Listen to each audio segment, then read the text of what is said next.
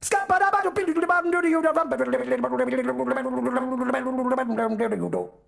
a scat man. Today, I thought I would read my Letterboxd reviews. If you don't know what Letterboxd is, it's essentially a website/app. I use the app though, that allows you to review movies in whatever format you want in terms of written, bite-size, comedic, long and serious, whichever you want. Usually I choose bite-size and comedic. Now, you give a star rating as well. What you have to realize is that when I do these star ratings, most of the time, they're not based on objectivity or anything like that. They're just based off what my soul tells me to give it, okay? Like, there are some things on here that are like 1 star that I know they're objectively probably like 2 or 3 stars, but I give them one star because it's like, I just really hated it, or, things like that, right? Okay? And I don't remember all of these, so the first one we got here is showing just how much of a weeb I am. Naruto Shippuden the movie, Road to Ninja. Now that is a stupid ass title, but I love the movie. I gave it 5 stars. Holy shit. I pissed and shitted and cummed. What? Nah, for real. If you're a Naruto fan, this is some emotional shit. I agree with that. The pain that you see him go through in this movie, and like the happiness in a way, but that it won't last. Oh my god, it's so emotional, bro. I pissed and shitted and cummed. Okay, dude, nice one, bro. Next one is Nacho Libre. I gave it 3 stars, and I said, Nacho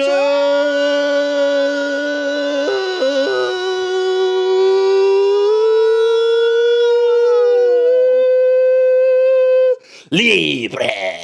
If you haven't seen Nacho Libre, one of Jack Black's best films, in the sense of it's one of those films that's, I think, so intentionally bad that it's good. I think they knew what they were doing when they were making it so, like, ridiculous and kind of, like, weirdly acted. I think that was the point. It's just such a fun movie, man. And then the next one is The Shawshank Redemption. 5 stars, which this one is more objective. I think it deserves 5 stars. For me, it felt more like a 4-star movie, but I give it 5 stars because it is just so expertly made. But it didn't make me tear up or anything. It did have I did have a lump in my throat from it though. I will admit I did have a lump in my throat from it though at certain moments. And I thought I was going to tear up at certain moments, but I just never did. Anyway, there is kind of a little bit of a spoiler in this. So if you don't want spoilers for Shawshank Redemption, click off, I guess. I like the old man. I sure hope nothing happens to him. Oh, man. And then the next one is The Grey. The Grey. One of my all-time favorite movies. I mean, The Grey is just... Okay, that's just 4.5 stars is what I gave it. And I said, made me ejac, short for ejaculate. Made me ejac from my eyes twice. I promise you it's a really good movie, okay? But I just make these stupid jokes that probably aren't... You should watch The Grey. You really should. It's a tragedy in filmmaking because it was mismarketed, which gave people the wrong expectation. But if you go into it blind, it is an amazing, amazing movie. And it did make me cry twice, So there's that. The next one is Kung Fu Panda. And I have a hard time naming favorites, to be honest. They're probably my favorite animated movie of all time. I give it 5 stars, as it deserves, in my opinion. Fat Panda, Fat Jack, Fat Movie. And when I say Fat Jack, I mean Jack Black. Moving on, I guess. We got Inception, 5 stars. Now, I did read this one yesterday, so it's very fresh in my mind. Flawless movie.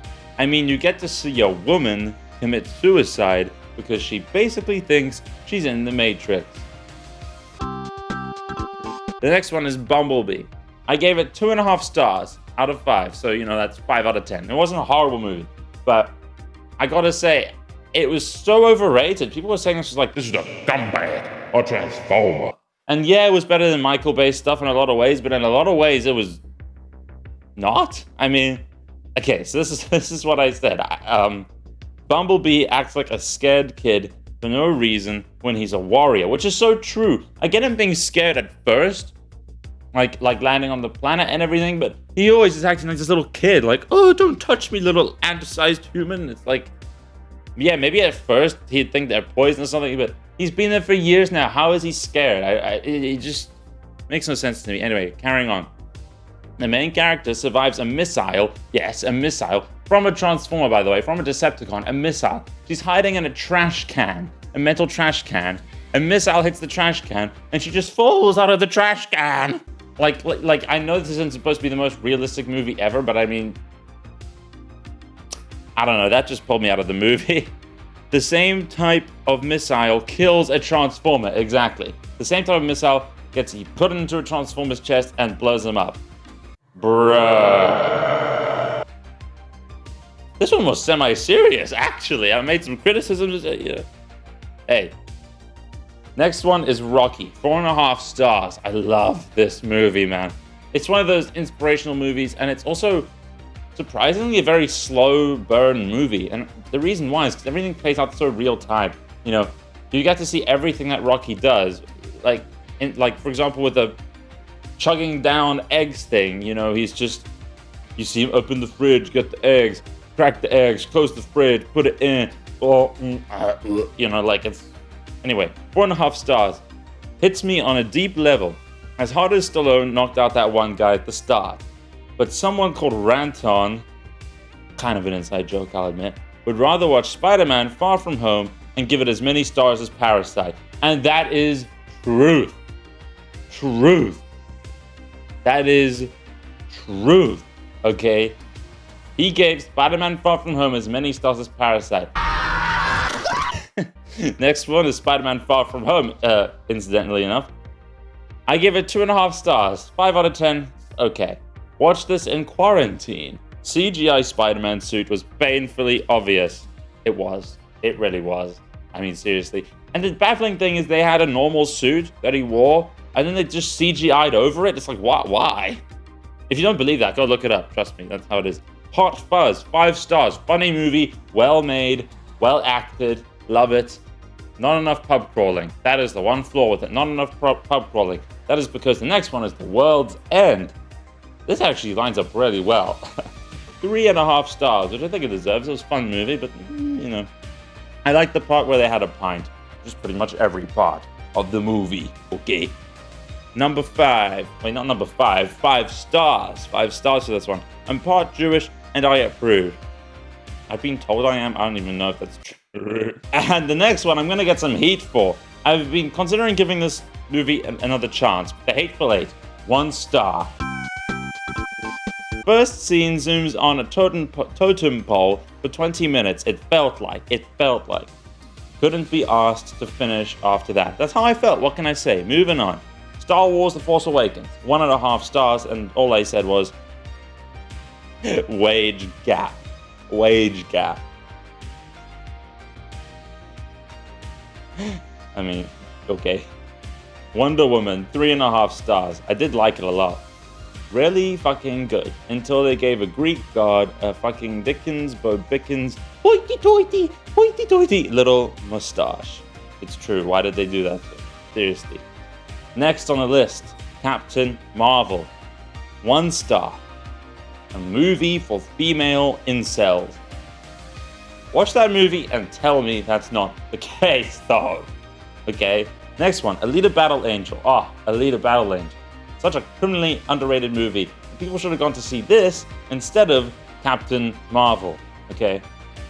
3.5 stars. Underrated. Especially if you like watching teenage girls beat up grown men on roids.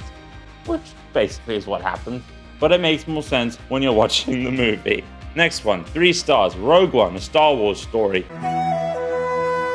I just want to beat off to Felicity Jones, but that damn robot keeps getting in the fucking way. Obviously a joke, like most of the other reviews here. Next one, Monsters Inc. Wanted to fuck the green one. He's sexy as shit, what can I say, okay? He's sexy as shit.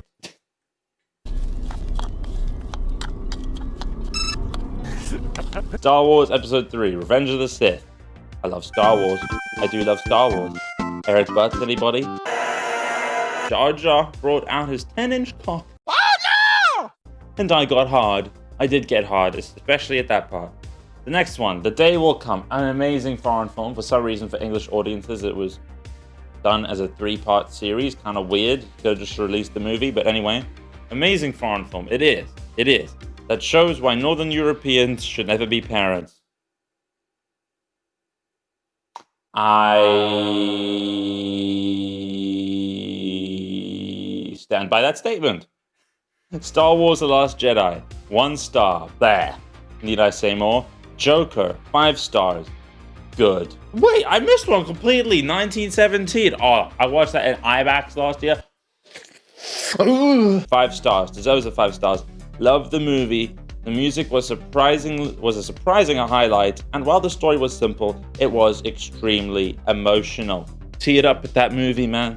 People say it was just a technical feat of a movie, and yeah, it was, but it had a great story to go along. Yes, it's a fairly simple story, but a well-written one, and a well-made one, and a well-acted one, and one that I cared about emotionally.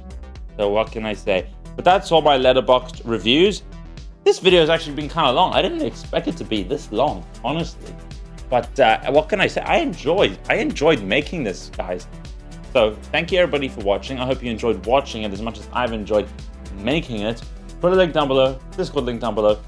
Let me know your thoughts in the comments. Like and subscribe perhaps as well. And I will see you in the next one. Yeah.